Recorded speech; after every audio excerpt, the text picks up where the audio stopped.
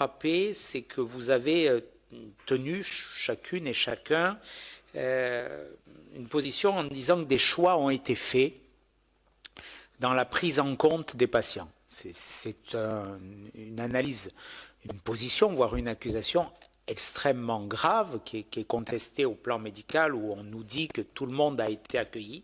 Donc sur quoi vous reposez cette affirmation où vous nous avez indiqué, je crois que c'est M. Younous tout à l'heure, qu'il y avait des choix qui ont été faits par manque de lits. Donc est-ce que vous avez des éléments quantitatifs, une évaluation concrète, monsieur? Moi je pense que des choix ont été faits.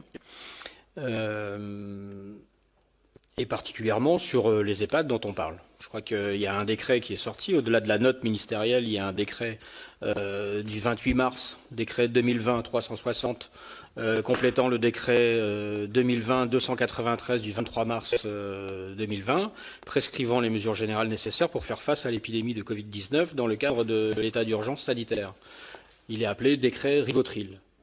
C'est-à-dire que dans ce contexte précis de la crise Covid, on a jugé que des patients, et essentiellement parce qu'ils étaient âgés, avaient une balance bénéfice-risque effectivement d'une entrée en réanimation qui permettait de dire aux réanimateurs qu'ils auraient du mal à les sortir de réanimation. Mais c'est sur des données statistiques, pas sur des données réelles et pas sur des études des études cliniques. C'est particulièrement vrai, je pensais qu'Astrid en aurait parlé, sur l'hospitalisation à domicile, où on a mis en place à l'assistance publique, dans cet établissement-là d'hospitalisation à domicile, ce qu'ils appellent les GIR, les groupes d'intervention rapide. Vous imaginez ce que ça peut vouloir dire déjà rien que dans le lexical, quoi. On n'est pas tellement dans l'hospitalier là. Il s'agissait donc de venir intervenir pour les équipes hospitalières dans les EHPAD et de mettre en place un protocole préétabli de Rivotril notamment sur les personnes âgées qui présentaient des pressions respiratoires. Parce qu'on jugeait que, de fait, si on les mettait en réanimation et qu'on les intubait... C'est un protocole de fin de vie, hein, C'est ce qu'ils ont appelé le palliatif Covid. C'est le protocole de palliatif. Voilà, c'est ce qu'ils ont appelé le palliatif Covid. Mais...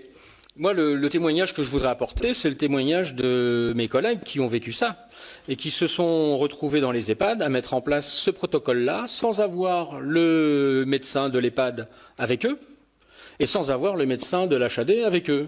Et qui, donc, sur les dires d'un médecin d'EHPAD qui avait téléphoné aux collègues de l'HAD, a jugé que ce patient-là était en dépression respiratoire et qu'il fallait lui mettre en œuvre ce protocole palliatif. C'est revenu, la charge est revenue au personnel non médical.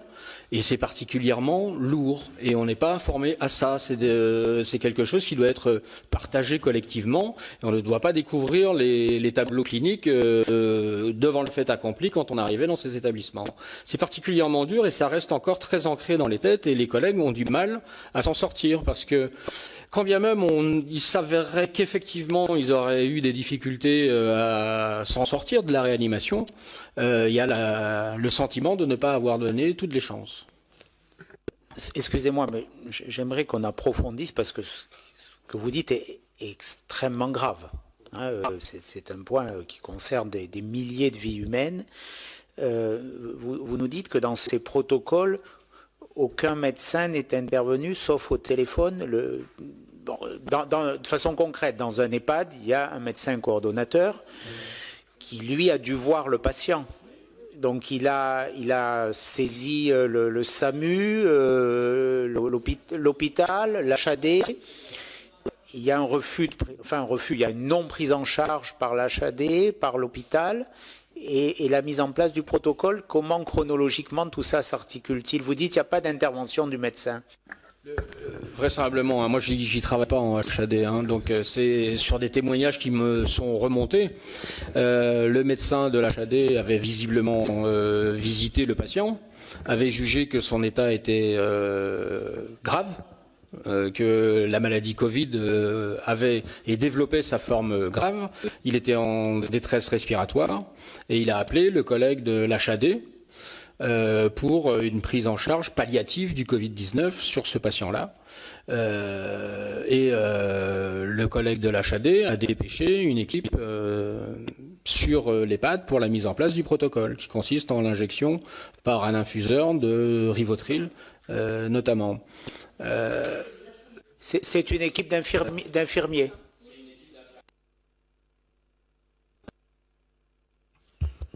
Alors moi, je travaille en HAD.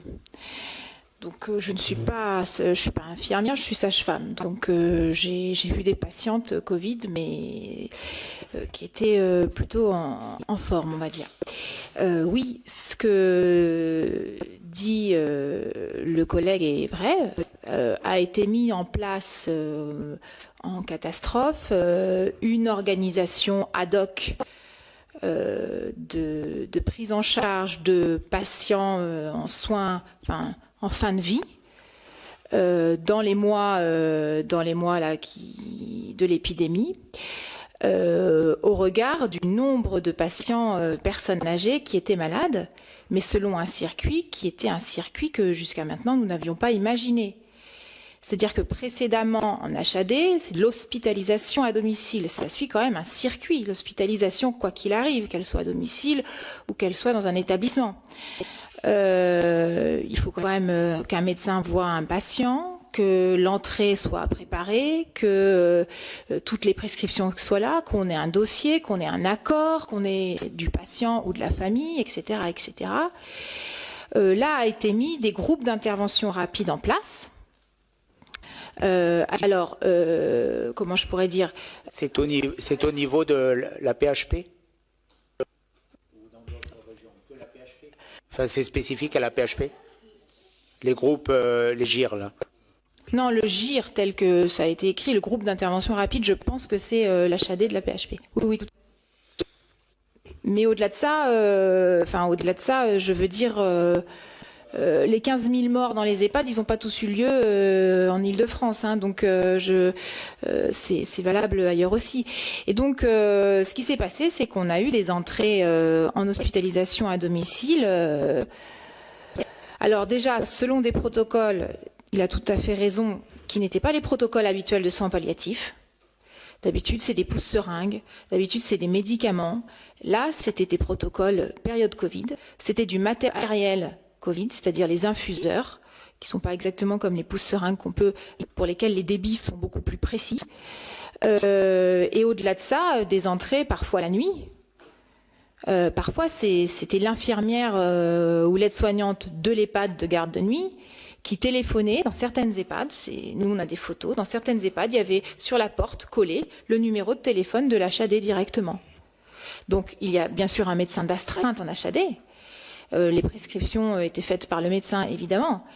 Mais sur le coup, c'était les infirmières qui se déplaçaient directement pour aller voir le patient et pour démarrer le traitement.